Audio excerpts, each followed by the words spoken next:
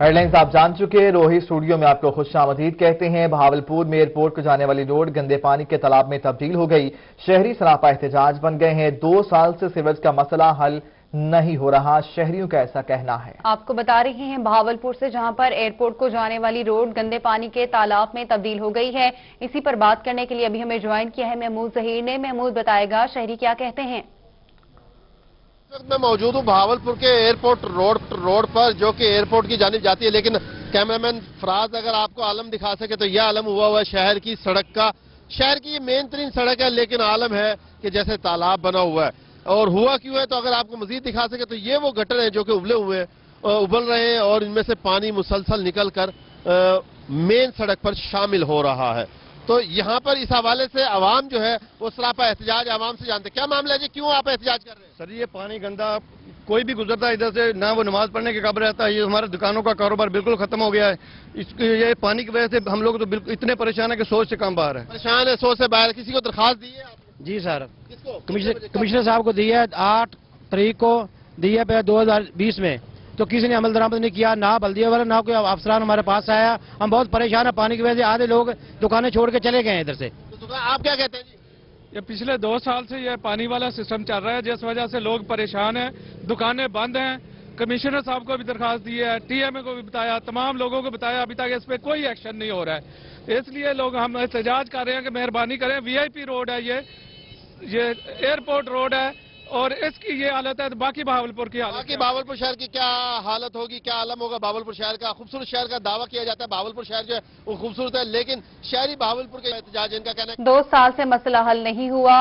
मुल्तान का रुख कर लेते हैं। घंटाघर रोड 1.5 साल से जिला इंतजामिया की तवज्जो का मुंतजर है। रोड खस्ता हाल की वजह से ट्रैफिक की रवानी भी मुतासिर हो रही है, जबकि शहरियों को भी मुश्किलात का सामना है। घंटाघर रोड 1.5 साल से जिला इंतजामिया की तवज्जो का मुंतजिर है। रोड खस्ता हाल होने की वजह से ट्रैफिक की रवानी भी मुतासिर हो गई है। शहरियों को मुश्किलात का सामना करना पड़ा है। वसीम शहजाद से तफसीलात हासिल करेंगे। वसीम, क्यों इस जानिब तवज्जो नहीं दी गई? रोड में शुमार होने वाला हुजूरी बाग रोड 2 साल से जिला इंतजामिया की तवज्जो का मुंतजिर है। रोड की खस्ता हाली के बाद ट्रैफिक का जाम होना भी मामूल है। हमारे साथ यहाँ पे कुछ शहरी मौजूद होंगे। क्या कहेंगे, कितने अरसे से ये सूरत हाल है और किस किस्म के मसाइल का सामना है? सर, 2 साल से तकरीबन ये रोड ना बिल्कुल बन रहा है। इतने गड्ढे पड़े हुए हैं जिसकी वजह से ट्रैफिक बिल्कुल जाम रहती है। और जो है ना, बारहा मरतबा हमने इंतजामिया से अपील किया है, बिल्कुल नहीं हमारी सुनी जा रही, जिसकी वजह से आप देखते हैं कि थोड़ी देर के बाद यहाँ पे ब्लॉकेज शुरू हो जाती है, क्योंकि ट्रैफिक जाम रहती है हर वक्त। उसकी वजह से हमारी दुकानों को भी बड़ा है, हमारे कस्टमर वगैरह को भी हमारे बड़ी मुश्किलात का सामना करना पड़ता है। तो हमें का सामना जो है वो करना पड़ रहा है और शहरी भी मौजूद होंगे।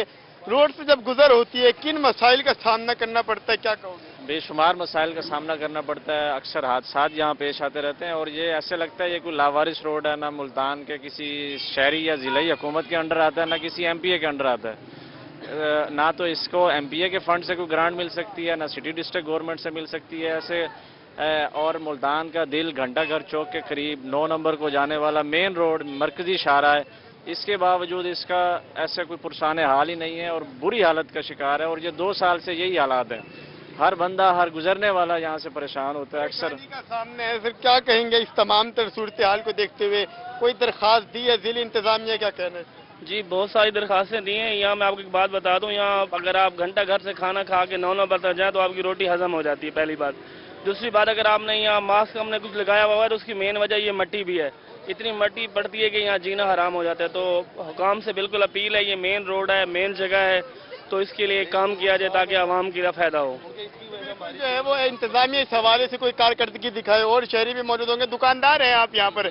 आपके कस्टमर पर रोड खराब होने की वजह से क्या फर्क पड़ रहा है, क्या कहेंगे? बहुत ज्यादा परेशानी होती है हमें, बहुत ज्यादा।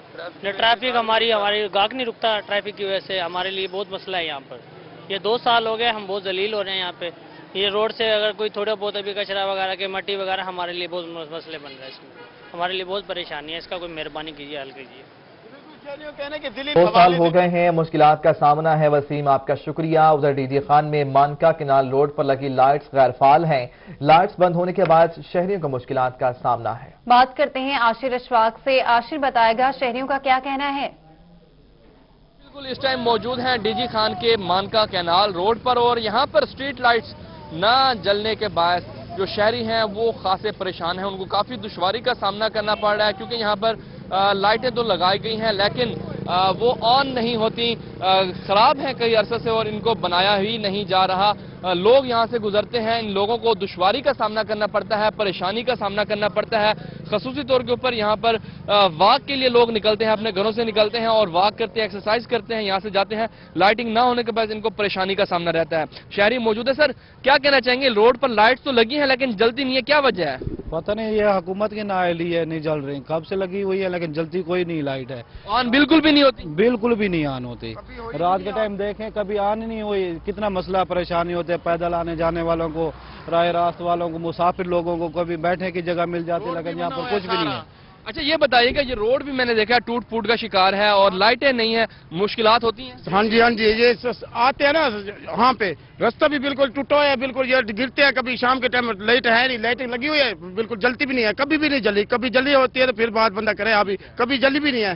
ہم تو ادھر رہائشی ہیں، ہمیں بیٹھے ہیں ادھر، کبھی رہائشی ہے لیکن لائٹ جلی بھی نہیں ہے کبھی۔ سر آپ کیا کہنا چاہیں گے؟ یہاں پر دیکھیں ہیں گڑھے بھی ہیں، گٹر بھی ہیں اور کچھ بھی ہیں جی، سب کچھ بھی ہیں، گٹر بھی ہیں، گڑھے بھی ہیں، کوئی سہولیات نہیں لائٹنگ کی، یہ لگانے کو کوئی فائدہ بھی نہیں ہے، عوام تنگ ہے، کوئی سکون بھی نہیں ہے، کچھ بھی نہیں ہے۔ جی سر کیا مشکلات آتی ہیں، کیا کہنا چاہیں گے؟ بھائی یہ بالکل چلی ہی نہیں ہے، جب سے لگی ہے لگا کے چلے گئے، ابھی تک نہیں چلی ہے شروع سے۔ جی یہاں پر لائٹیں تو لگی ہیں لیکن صرف ڈسپلے کے لیے لگی ہوئی ہیں، یہاں پر کبھی ان کو چلایا نہیں گیا اور جو لوگ یہاں سے گزرتے ہیں، جو شہری یہاں سے گزرتے ہیں، ان لوگوں کو کافی دشواری کا سڑک سامنا پر لائٹس نہ ہونے سے شہریوں کو مشکلات کا سامنا ہے۔ بہت شکریہ عاشر، آپ ہمیں اپڈیٹ کر رہے تھے۔ اور اب بات کرتے ہیں رحیمیہ خان کی، جہاں پر شیخ زاید اسپتال کے 800 سے زائد ڈیلی ویجز ملازمین کی تنخواہوں کا معاملہ ہے۔ ملازمین کا خانپور اڈے روڈ پر سخت سردی میں 5ویں روز بھی دھرنا جاری ہے۔ ملازمین کے مطالبات کے حق میں نعرے بازی کی جا رہی ہے۔ آپ کو بتا رہے ہیں ملازمین کا خانپور روڈ پر سخت سردی میں 5ویں روز بھی دھرنا جاری ہے۔ رحیمیہ خان میں شیخ زاید اسپتال کے 800 سے زائد ڈیلی ویجز ملازمین کی تنخواہوں کا معاملہ 5 روز ہو گئے ہیں، دھرنا جاری ہے۔ عامر بھٹی سے تازہ ترین تفصیلات حاصل کریں گے۔ عامر بتائیے گا 5 روز بیت گئے، کسی کے کان پر جوں نہیں رہیں گی؟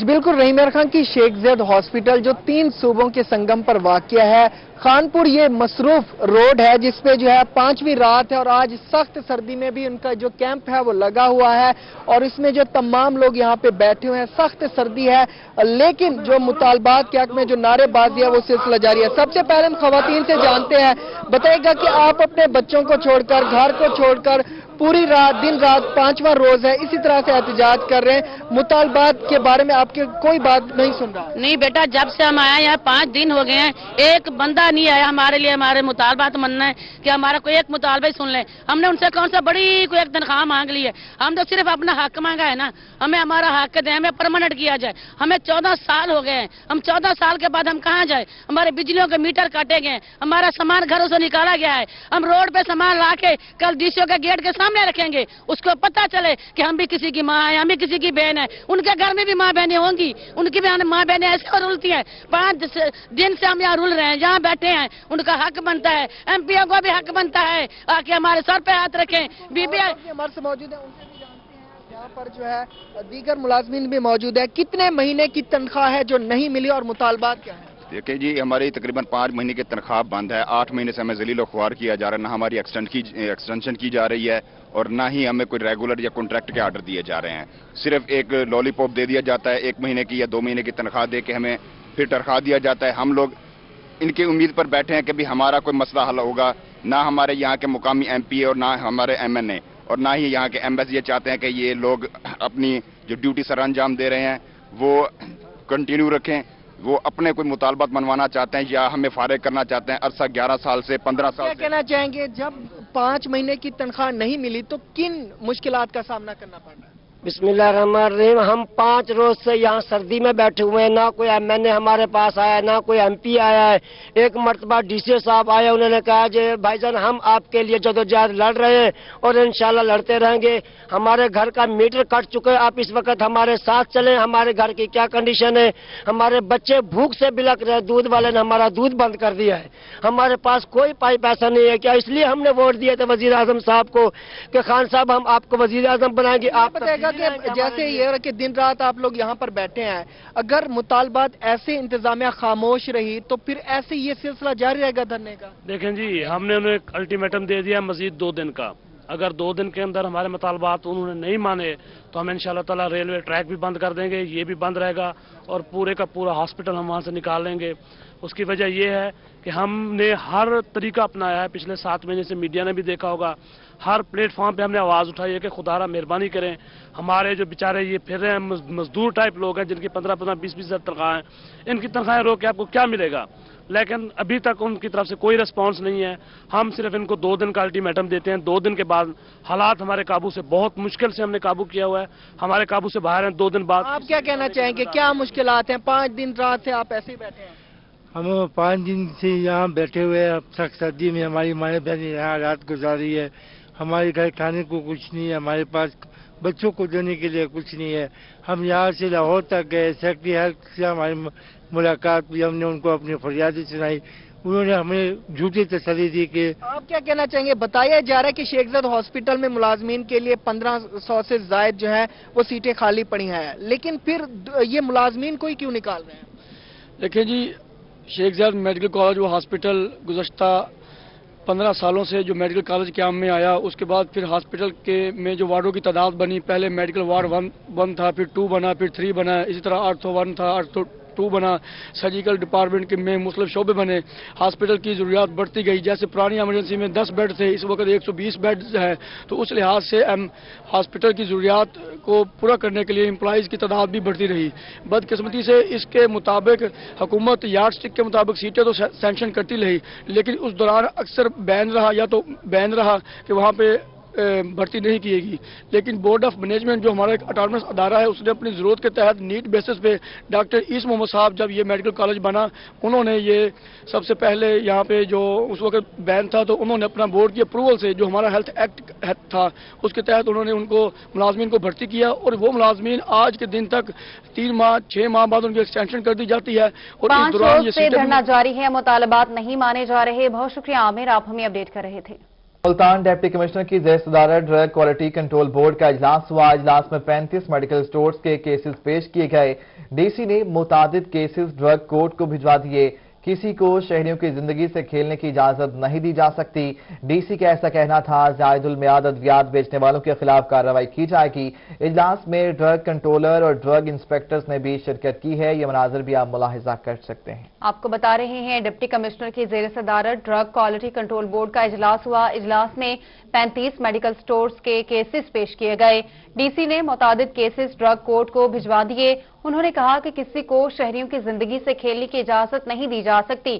یہ بھی کہا زائد المیعاد ادویات بیچنے والوں کے خلاف کارروائی کی جائے.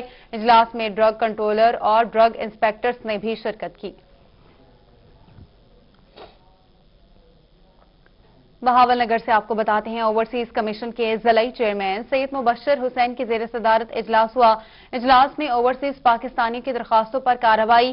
اجلاس میں additional deputy commissioner revenue Saif Ullah Sajid سمیت دیگر افسران نے شرکت کی. مزید تفصیلات بتا رہے ہیں نمائندہ قاسم علی شیخ. قاسم بتائیے گا. بالکل اوورسیز پاکستان کے حوالے سے جو ہے وہ ایک میٹنگ ہوئی ہے D C office Bahawalnagar میں. اس میٹنگ کی جو صدارت کی ہے ضلعی چیئرمین اوورسیز پاکستان سید مبشر صاحب. ہم ان سے بات کرتے ہیں. سر بتائیے کہ آج کی میٹنگ میں کیا فیصلے ہوئے، کتنی جو ہے کمپلینٹس آئی تھی، ان کا کیا کیا سر؟ السلام علیکم جی، بہت مہربانی آپ کی. جس طرح آپ کو سب کو معلوم ہے کہ گورنمنٹ میں آنے سے پہلے بھی پی ٹی آئی کا ایک منشور تھا کہ اوورسیز پاکستان کے مسائل، کیونکہ وہ پاکستان کی بیک بون کی حیثیت رکھتے ہیں، جتنا ریونیو وہ پاکستان میں بھیجتے ہیں تو بہت بڑا کنٹریبیوشن ہے اوورسیز پاکستان کا. تو عمران خان صاحب وزیر اعلیٰ پاکستان صاحب، ان کا بھی یہی منشور تھا کہ اوورسیز کے مسائل پرائرٹی کی بیسس پہ حل کیے جائیں گے. ان کے عموماً مسئلے مسائل ہوتے ہیں کہ ان کی زمینوں پہ قبضہ جات ہو جاتے ہیں. اس حوالے سے اب تک ڈسٹرکٹ بہاول نگر میں 137 ٹوٹل کمپلینٹس آ چکی ہیں، جس میں سے 20 کورٹ کیسز ہیں. ہم نے 109 کیسز ریزالو کر لیے ہیں، جبکہ پینڈنگ ہمارے پاس 8 کیسز ہیں. تو جو نیا ایکٹ آیا ہے او پی سی کا 2020 میں، اس میں ہمیں کچھ پاورز دی گئی ہیں کہ جو کمپلینٹ ہمارے پاس پینڈنگ ہوگی وہ کسی کورٹ میں انٹرٹین نہیں ہوگی. اور پہلے ہمارے پاس تھا کہ ہم کسی کو سمن نہیں کر سکتے تھے، اب ہمیں سمننگ پاور دے دی گئی ہیں، تو اب ہم انشاءاللہ پہلے سے ہی بہتر طریقے سے اوورسیز کی خدمت کر سکیں گے۔ بہت مہربانی جی بالکل، یہ تھے اوورسیز کے ضلعی چیئرمین سید مبشر صاحب، جو کہ بتا رہے تھے کہ 137 درخواستیں جو اوورسیز کی جانب سے موصول ہیں، جن میں سے 109 درخواستیں نمٹا دی گئی ہیں، 20 جو ہے وہ پینڈنگ ہے کیونکہ ان کے معاملات عدالت میں چل رہے ہیں۔ انہوں نے یہ بھی بتایا کہ اوورسیز علی شیخ، آپ کا شکریہ، آپ ہمیں اپڈیٹ کر رہے تھے۔ ڈی جی خان میں ماحول دوست پالیسی کا سفر جاری ہے۔ حکومت کی ہدایت پر انتظامیہ نے اینٹوں کے بھٹوں کو زگ زیگ ٹیکنالوجی پر منتقل کرنے کے لیے آسان قرضہ دینے کے لیے بھٹا مالکان سے درخواستیں 15 جنوری سے لینے کا اعلان کر دیا۔